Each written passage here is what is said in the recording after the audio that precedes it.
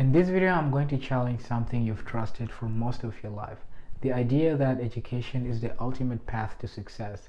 Because what if the thing you've invested years of your time, energy, and resources into isn't the guarantee you think it is? What if the system you believe is preparing you for freedom is quietly shaping you for something else? From the time you were a child, the message was clear. Education equals freedom. Follow the path and doors will open. You'll have options. You'll have security. You'll have control. But look closely at the structure of that promise. Freedom was always positioned at the end of obedience. First comply, then qualify. Then maybe eventually you get to decide. That sequence matters because when freedom is delayed until after approval, you're not being trained for independence. You're being trained for performance. And that's the trap. Modern education wasn't primarily built to create sovereign thinkers. It was built during the industrial eras that valued predictability, uniformity, and workforce efficiency. The goal was reliability, standardization, measurable output. So you were rewarded for memorizing what was approved. You were graded on how well you repeated frameworks. You learned quickly that validation came from authority. Over time, something subtle happened. You started associating your worth with evaluation.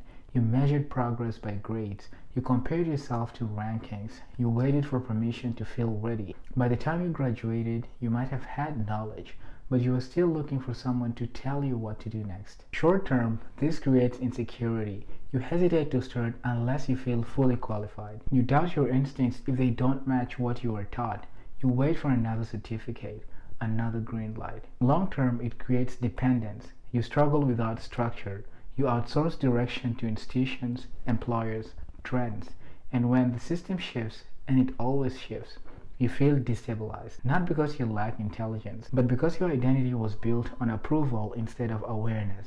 That's the education trap. It doesn't look like confinement. It looks like preparation, but it conditions you to operate inside predefined lanes long after school ends. Now here's the important part.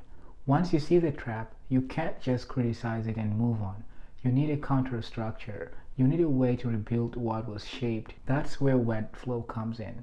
WET stands for wealth, energy, and time. WET flow simply means the flow of wealth, energy, and time. And that is the direct response to educational conditioning. Education trained you to collect credentials. WET flow trains you to create value. Education drained your vitality in exchange for grades.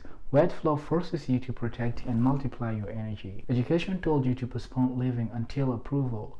WET flow teaches you to leverage your time now. Wealth in this context isn't just money. It's the ability to produce value that compounds. Energy is your mental clarity, emotional stability, physical strength, the fuel behind every decision. Time is the container. It's either invested intentionally or consumed unconsciously. Education trained you to trade time for evaluation.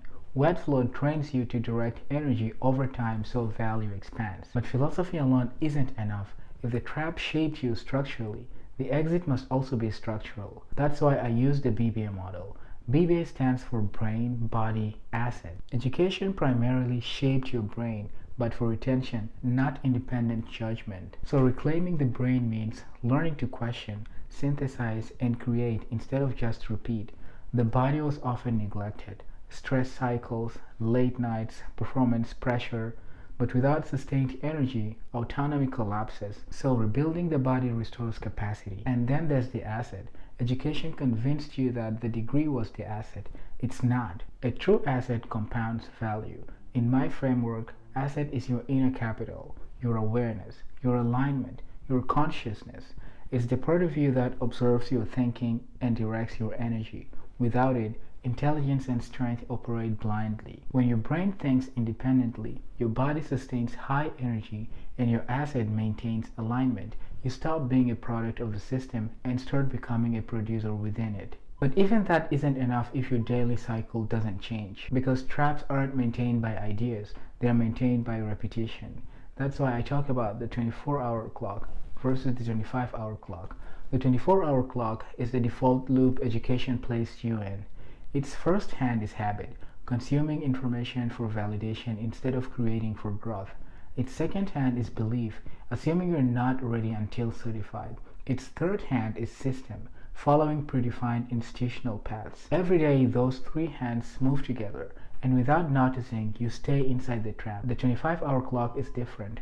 It's not about adding a literal hour to the day. It's about reclaiming authority over how your hours are used. Habit becomes daily creation. Belief becomes self-trust. System becomes personal design. Here's what's next. I'm going to show you how I was fully inside this trap, doing everything right, and what shifted when I realized my wealth, energy, and time weren't under my control. And I'll show you how I keep my 25-hour clock ticking, aligning my habits, beliefs, and systems with my brain, body, and assets. If this resonates with you, subscribe. You won't just hear how to get out, you'll see how to stay out of the trap. And be honest, you already feel it. The waiting, the ceiling, the misalignment. The first step to freedom isn't a plan, it's a decision. Decide you want to be free. Start your 25-hour clock. I'll see you next time.